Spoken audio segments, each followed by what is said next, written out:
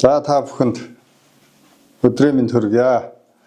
Уул уурхайн салбарын 7 хоногийн тойм мэдээг хүргэхэд бэлэн боллоо. 5 дахь дугаар.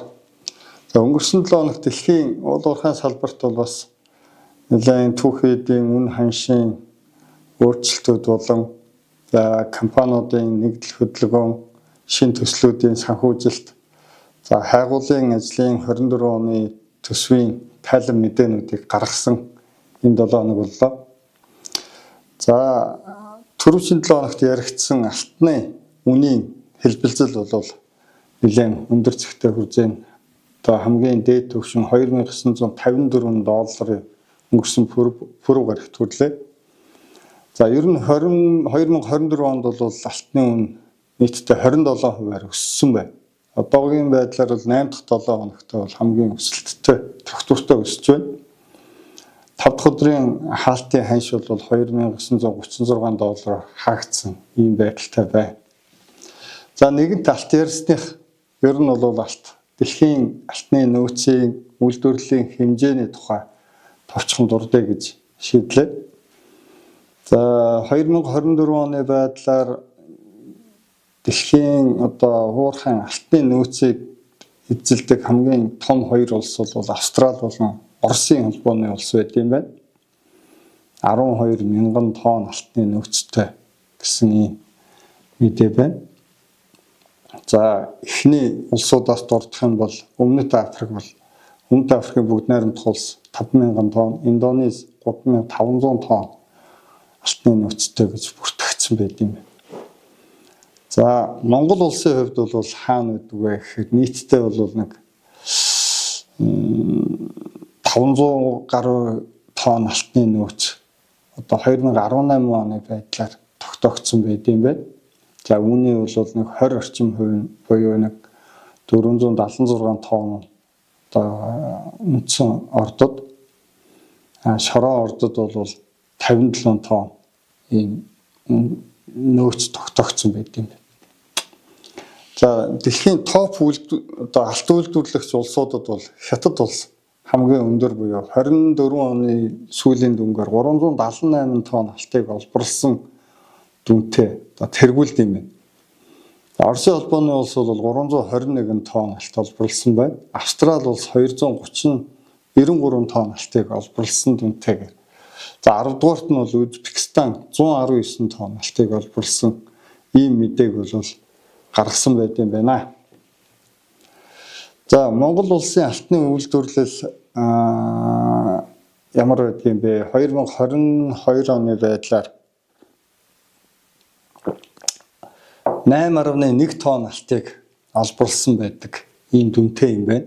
За тийм учраас бол одоо алтны тэргүүлэх үйлдвэрлэлд бол ордоггүй юм байна. Тэгэхээр дэлхийн нийтээр бол яг Goldman Sachs компани гаргасан таамаглалаар бол 2025 оны эцэсгэхэд бол алтны үн ханш бол $3100 давах хандлагатай байна. Энэнд нь бол төв банкнуудын алт худалдан авахын эрэлт хэрэгцээ бол асар их байгаатай холбоотой юм а гэдэг ийм дүгнэлтийг хийсэн байна.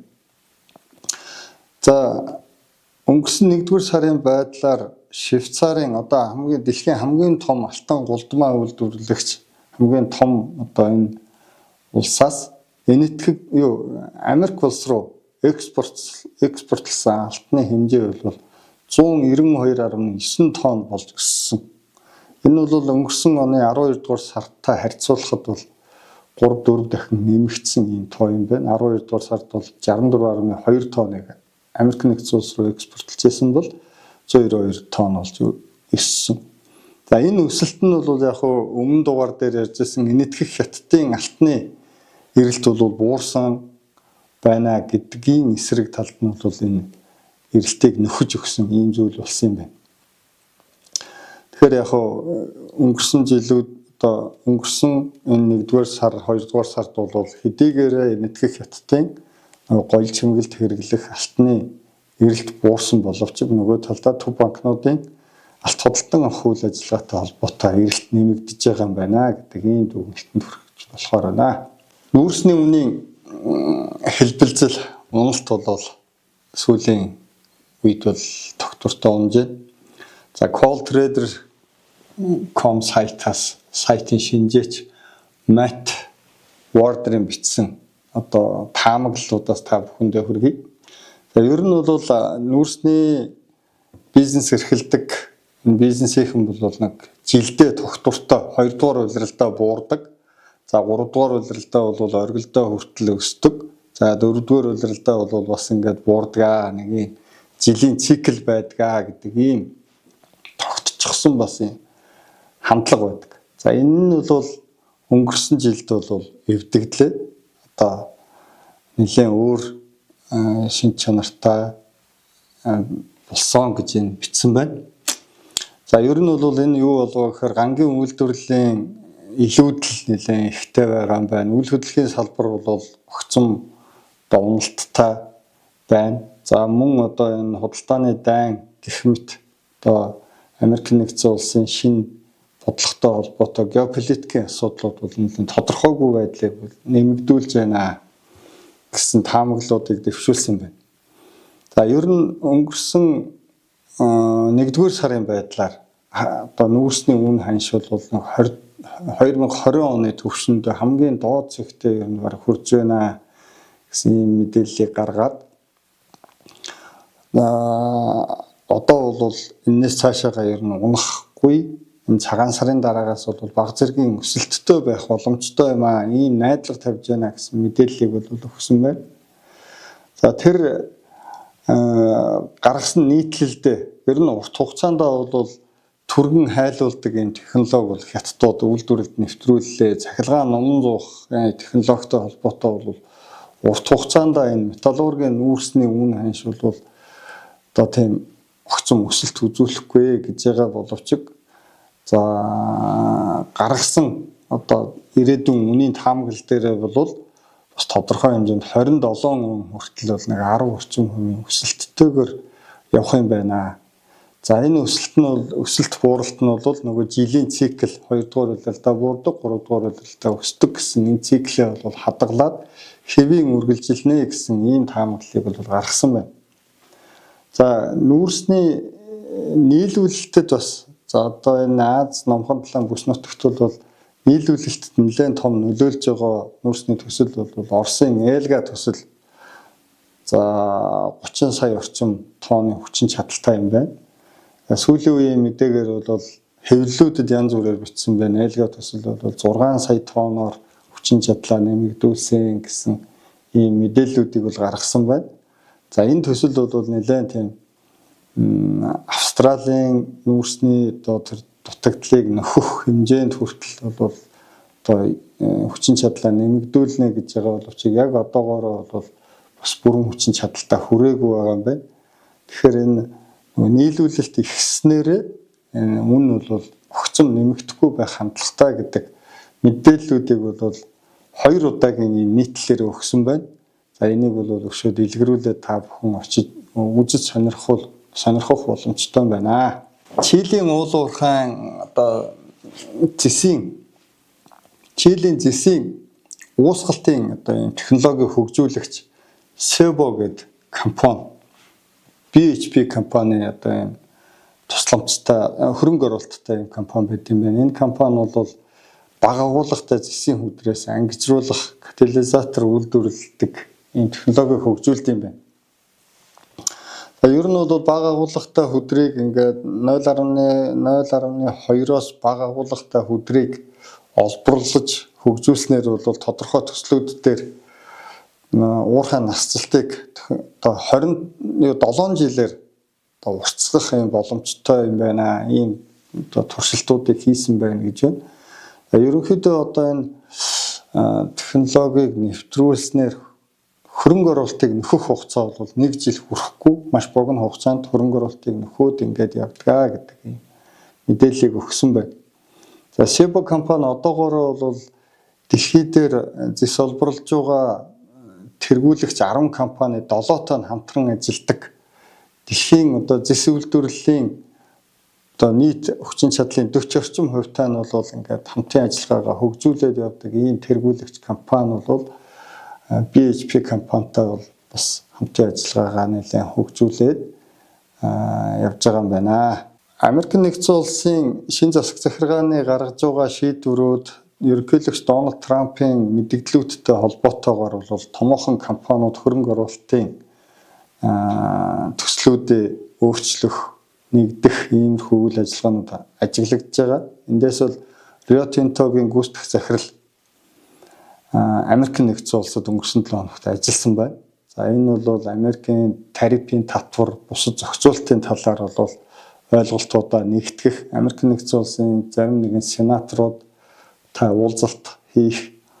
За одоо мөн Rio Tinto компани Америк нэгдсэн улсад эзэмшдэг төслүүдийн нөхцөл байдалтай танилцах гэх мэт ийм зорилготойгоор очсон байна. Ерөнхийдөө Rio Tinto компани хөнгөн цагааны үйлдвэрлэлээр дэлхийд бол хамгийн том тоглогч. Нийтдээ 3.3 сая тонн хөнгөн цагаан үйлдвэрлэснээс бол их талыг нь бол Канада улсад үйлдвэрлэсэн байт юм байна. За Америк нэгдсэн улс бол сая 1-р сард Канада улсад үйлдвэрлэсэн хөнгөн цагаанд бол 25% татвар ногдуулна гэдэг ийм мэдээллийг гаргаж байсан. 2018 онд ч гэсэн Rio Tinto бол энэ татварын бодлогын эсрэг бол бас мэдээлэл гаргаж ирсэн юм байт юм байна. За одоо хэрвээ Rio Tinto компани энэ 25% татвар 4 сараас эхлээд тавих юм бол Канада улсад тавих юм бол Rio Tinto-гийн үйлдвэрлэлд бол бас сөрөг нөлөө үзүүлнэ гэж үзэж байгаа юм. За нөгөө талдаа Америк нэгдсэн улсад эзэмшиж байгаа жишээлбэл Аризона мужид байгаа Resolution гэдэг ийм төсөл байгаа. Үндсэндээ үйл ажиллагаа явуулах, зөвшөөрөл, үйл ажиллагааны тэр бичиг баримтын бүрдэлтэй холбоотой үндсэндээ 12 жил зогсон байдалтай байгаа ийм төсөл. За хэрвээ энэ үйл ажиллагаа яваад эхлэх юм бол Америк нэгдсэн улсын засгийн хэрэгцээний 4/1-ийг дангаараа хангах боломжтой нэлээд томоохон төсөл байд юм байна. За хэдийгээр Канада улсад одоо ингээд татвар тавиад үйл ажиллагаанд нь саад очруулах ч гэсэн хэрвээ Америк нэгдсэн улс дотооддоо байгаа энэ төслүүдийг хөдөлгөх шийдвэр нь хэрэгжээд эхлэх юм бол бас Rio Tinto компанид бол бас боломж нэгдэх юм а гэсэн ийм дүгнэлтийг бол зарим шинжээчд бол өгсөн байна л. За мөн өнгөрсөн 7 хоногт Rio Tinto компани тууцынхаа одоо өөрчлөлтийг бол зарласан байна. Нийтдээ бол 13 хүн бол тууцд нь харьяалагддгаас одоо энэ жил бол 3 хүнийг бол солих юм байна. За тухайлбал туузын дарга Доминик Бартон гэдэг хүн бол бас өөрөө судлаа одоо солигдно гэдгээ мэдгдсэн байна л.